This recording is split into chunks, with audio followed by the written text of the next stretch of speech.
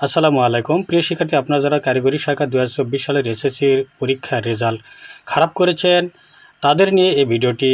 তো ভিডিওটির প্রথমেই আপনাকে বলে নিই যে যারা রেজাল্ট খারাপ করেছেন তারা বোর্ড চ্যালেঞ্জ করবেন কি না, বোর্ড চ্যালেঞ্জ করলে রেজাল্ট আরও কমে যায় কি না, বোর্ড চ্যালেঞ্জ করলে পুনরায় খাতা দেখা হয় কি না, বোর্ড চ্যালেঞ্জ করলে রেজাল্ট আরও কমে যায় কি না, নাম্বার কম দেওয়া হয় কি না। প্রিয় শিক্ষার্থী, এই সব নিয়ে কমেন্ট আমরা অনেক ভিউয়ার্স কমেন্ট করে জানিয়েছেন। প্রিয় শিক্ষার্থী, আপনাদের এ সকল তথ্য দিয়ে দিব।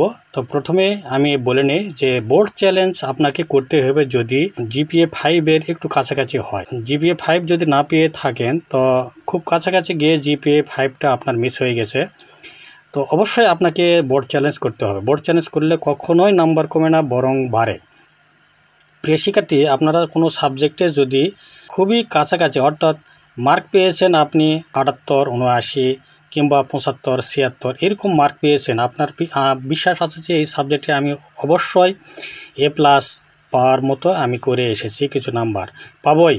তো যদি এরকম আত্মবিশ্বাস থাকে অবশ্যই আপনি বোর্ড চ্যালেঞ্জ করলে আপনি যে নাম্বার পেয়েছেন তার থেকে একটি নাম্বার কমানো হবে না, বরং যদি আপনি পেয়ে যান তাহলে অবশ্যই সেই নাম্বারটা বাড়িয়ে দিয়ে আপনাকে A+ করে দেওয়া হবে।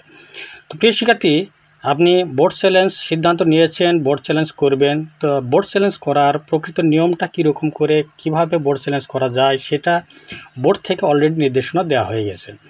তো আমরা কি করে বোর্ড চ্যালেঞ্জ করব সে বিষয় নিয়ে আমরা একটু আলোচনা করে নিই। তো এখানে কারিগরি বোর্ড থেকে দেখেন এসএসসি দাখিল ভোকেশনাল পরীক্ষা 2024-এর ফলাফল পুনর্নিরীক্ষণের নিয়মাবলী। তো পুনর্নিরীক্ষণ মানে বোর্ড চ্যালেঞ্জ করা। তো প্রিয় শিক্ষার্থী, বোর্ড চ্যালেঞ্জ করার জন্য আপনাকে যে সময় দেওয়া হয়েছে 13/5/2024 থেকে 19/5/2024 এই তারিখের এই সময়ের ভিতরেই যেন আপনারা বোর্ড চ্যালেঞ্জ করে নিতে পারে। তো বোর্ড চ্যালেঞ্জ এরপরে কিন্তু আর গ্রহণ করা হবে না। তো কি করে বোর্ড চ্যালেঞ্জ? শুধুমাত্র টেলিটক প্রিপেইড মোবাইল নম্বর থেকে আপনারা এই পুনর্নিরীক্ষণের জন্য আবেদনটা করতে পারবেন। আবেদন করার জন্য আপনাকে যেটা করতে হবে, মেসেজ অপশানে গিয়ে আর.এইচ.সি স্পেস তারপর বোর্ডের নামটা টেকনিক্যাল তা আপনারা দিয়ে দিবেন, তারপরে বোর্ডের 3টি অক্ষর TEC, তারপরে স্পেস, তারপরে রোল নাম্বার, তারপরে স্পেস, বিষয়ের কোড, তারপরে সেন্ড করতে হবে 16222 নম্বরে।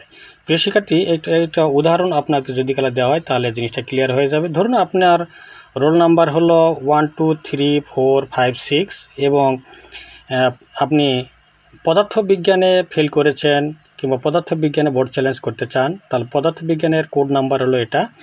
এরপরে আপনার কি করতে হবে, এটা মেসেজ অপশানে গিয়ে আপনি লিখবেন আর.এইচ.সি, তারপরে বোর্ডের নাম হল টেকনিক্যাল, আপনার রোল নাম্বারটা দিয়ে দিবেন, তারপরে পদার্থবিজ্ঞানের কোড নাম্বারটা দেওয়ার পরে আপনি সেন্ড করবেন 16222 নম্বরে। প্রিয় শিক্ষার্থী, ফিরতি SMS-এ আপনাকে কত টাকা দিতে হবে এই ফি বাবদে সেটা এখানে জানানো হবে।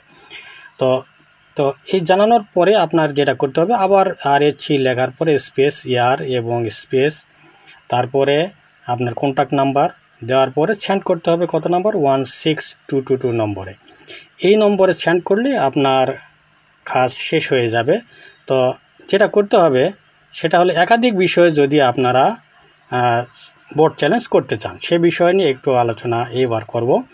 ধরুন আপনি পদার্থবিজ্ঞান এবং টেট 2-এ বোর্ড চ্যালেঞ্জ করতে চান, দুটি সাবজেক্টে যদি বোর্ড চ্যালেঞ্জ করতে চান তাহলে আপনাকে কি করতে হবে, আপনাকে যেটা করতে হবে মেসেজ অপশানে গিয়ে আর.এইচ.সি লিখবেন, আর.এইচ.সি লেখার পরে আপনারা কি করবেন, স্পেস দিবেন, তারপর টেকনিক্যাল বোর্ড লিখবেন, অর্থাৎ স্পেস দিবেন, আবার রোল নাম্বার, এরপরে স্পেস দেওয়ার পরে দুটি যেহেতু বোর্ডে আপনি সাবজেক্টের বোর্ড চ্যালেঞ্জ করবেন দুটি সাবজেক্টের কোড নাম্বার দিয়ে দিবেন, দিয়ে দেওয়ার পরে সেন্ড করবেন, তাহলে আপনাদের কাজ শেষ হয়ে যাবে।